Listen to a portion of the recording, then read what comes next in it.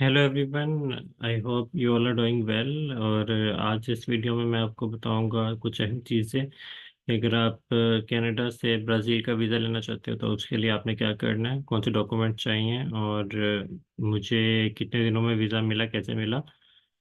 अभी आप इंटरनेट पर सर्च करो अगर ब्राज़ीलियन एम्बेसी इन कनाडा, तो टोरंटो में भी आती है, मॉन्ट्रियल में भी आती है। आप अगर मॉन्ट्रियल में हो, जैसे मैं मॉन्ट्रियल में हूँ, तो आप मॉन्ट्रियल वैली में चले जाओ। उन्होंने मेंशन किया हुआ है कि कौन मॉन्ट्रियल में कौन कौन सी सिटीज़ के लोग आ सकते हैं। केबेक वाले आ सकते हैं नॉर्मली। अगर आप टोरंटो में हो तो आपको टोरंटो एम्बेसी जाना पड़ेगा। अप्लाई वहाँ पे करना, जाना नहीं है। तो ये लिंक सामने दो आ जाते हैं जब आप इंटरनेट पर सर्च करोगे। जो नीचे वाला लिंक है, ई कॉन्सुलर वाला, इस पे आपने जाना है। और इस पे अगर अभी हम जाएं यहाँ से, तो यहाँ से लॉगिन करना है, आपको साइन अप करना पड़ेगा।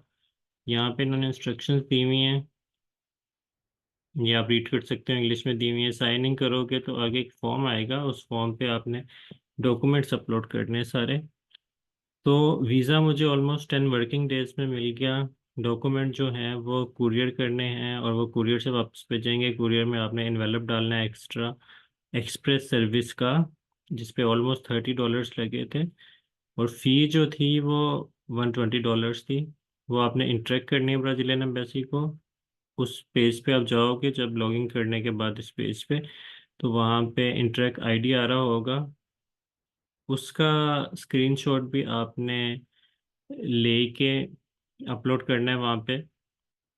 इसके अलावा वो फॉर्म पूरा फिल कर दोगे तो फिर आपने उसको सबमिट करना है, फिर ये उसको एक्सप्लोर करेंगे और कुछ चेंज करना होगा तो करेंगे, आपको बताएंगे। और जब वो वैलिडेट कर देंगे तब आपने डॉक्यूमेंट्स कुरियर करने हैं।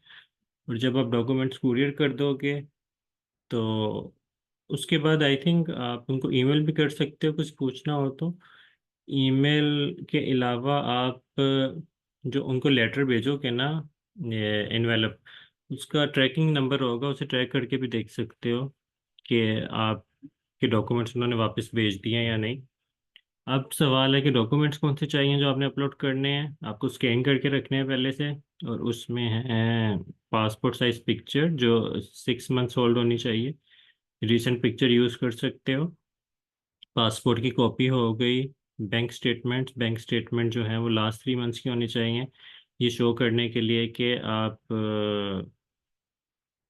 के पास इनफ पैसे हैं वहाँ जाके अपने बिल्स पे करने के लिए। अब मैं जिस वीज़े की बात कर रहा हूँ वो है या तो टूरिज़्म या कॉन्फ्रेंस का भी हो सकता है। तो टूरिज़्म के लिए आपको इनविटेशन भी रिक्वायर, वो ऑप्शनल डॉक्यूमेंट है इनविटेशन, लेकिन अगर हो आपके पास तो अच्छी बात है। कॉन्फ्रेंस के लिए इनविटेशन कॉन्फ्रेंस भेज देती है, वो होना चाहिए। बिजनेस के लिए जा रहे हो उसके लिए भी इनविटेशन हो तो अच्छी बात है। मैंने एक दोस्त की शादी भी अटेंड करनी है, मुझे उसने इनविटेशन भेज दिया, जो कि नोटरी से टेस्ट होना चाहिए ब्राज़ील में। तो वो उसने नोटरी से टेस्ट करवा के मुझे भेजा था, वो मैंने अपलोड कर दिया। फिर आपके पास जो आपका लीगल स्टेटस है यहाँ पे, जैसे मैं स्टडी परमिट पे हूँ, उसकी कॉपी, और वो आपने ओरिजिनल बाय पोस्ट भेजना भी है, वो आपको वापस भेज देंगे।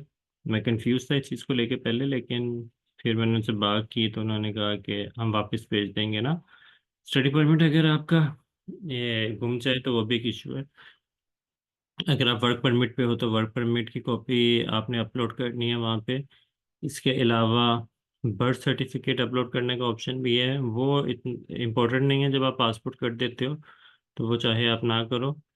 इसके अलावा यूनिवर्सिटी में हो तो इनरोलमेंट लेटर, मैंने ट्रांसक्रिप्ट अटैच कर दी थी, वो भी एक्सेप्ट कर ली उन्होंने। अगर आपके पास इंश्योरेंस है, उसमें ट्रैवल इंश्योरेंस भी है, जैसे मेरी इंश्योरेंस में ट्रैवल इंश्योरेंस है, तो मैंने वो भी अपलोड कर दिया था वहाँ पे। इसके अलावा अगर आपने होटल में रहना है तो बुकिंग डॉक्यूमेंट करवा दो। टिकट भी आपको परचेज करने की ज़रूरत नहीं है, सिर्फ आइटनरी उन्होंने देखनी है कि किन डेट्स में जा रहे हो, किन डेट्स में आ रहे हो। तो वो आइटनरी अपलोड कर देनी है आपने। वो टेम्परेरी बुकिंग के डिफरेंट तरीके होते हैं, उस पर भी अलग से बात कर सकते हैं। टिकट आपने सस्ती लेनी हो तो उसके लिए है वेबसाइट, जैसे फेयर कंपेयर है, स्काई स्कैनर है, फेयर हब है।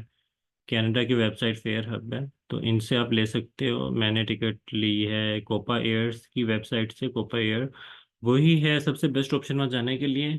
इसके अलावा भी कुछ सस्ती फ्लाइट्स हैं, लेकिन वो बहुत टाइम बहुत है उनका ज़्यादा। तो टिकट आप इधर से ले सकते हो। फी जो है वो $120 है। वो आपने इंटरेक्ट करनी है उन्हें, इसी पेज पे उन्होंने बताया होगा कि किस ईमेल पे भेजनी है।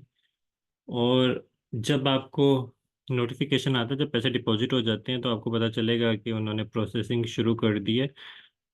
और उसके एक दो दिन में ही मुझे कनाडा पोस्ट से आ गया फ़ोन कि आपके डॉक्यूमेंट्स आ गए हमारे पास। अपार्टमेंट नंबर क्लियर नहीं था, तो उन्होंने वेरीफाई किया और मुझे नेक्स्ट डे डॉक्यूमेंट्स भेज दिए उन्होंने। वीज़ा लग गया हुआ था। तो उस पर जो ट्रैकिंग नंबर है, ये जब आप एक्सप्रेस कुरियर की सर्विस लेते हो, तो इनवेलप पे ट्रैकिंग नंबर लिखा होता है। उसको ट्रैक करके आप देख सकते हो कि आपका वीज़ा, ये उन्होंने डॉक्यूमेंट्स भेज दिए हैं कि नहीं और कहाँ पे हैं। तो अगर आपको उसमें शो हो रहा हो कि वो कैनेडा पोस्ट को रिसीव हो गए हैं, तो इसका मतलब है डॉक्यूमेंट्स वापस आ रहे हैं। तो ये डॉक्यूमेंट्स ही हैं। इसके अलावा अगर आप जॉब कर रहे हो या एज ए स्टूडेंट कोई जॉब कर रहे हो, वो भी डॉक्यूमेंट्स अटैच कर सकते हो दिखाने के लिए कि आप यहाँ पे अर्निंग कर रहे हो और कैसे कर रहे हो। तो यही डॉक्यूमेंट्स थे जो आपने अटैच करने हैं उस फॉर्म पे जाके। वो फॉर्म अभी नहीं दिखा पाऊंगा आपको, उसके लिए मुझे फिर एक नई एप्लीकेशन स्टार्ट करनी पड़ेगी। कोई क्वेश्चन हो इस बारे में, मैं ये लिंक जो है वीज़ा अप्लाई करने का ये डिस्क्रिप्शन में दे दूंगा। कोई क्वेश्चन हो तो आप पूछ सकते हो। I will try my best to answer your questions. और आई होप ये इंफॉर्मेशन आपको हेल्पफुल रहेगी अगर आप ब्राज़ील जाना चाहते हो यहाँ से। तो वीडियो देखने के लिए थैंक यू। कोई क्वेश्चन हो तो पूछ लें, और मिलते हैं नेक्स्ट वीडियो में। Bye bye.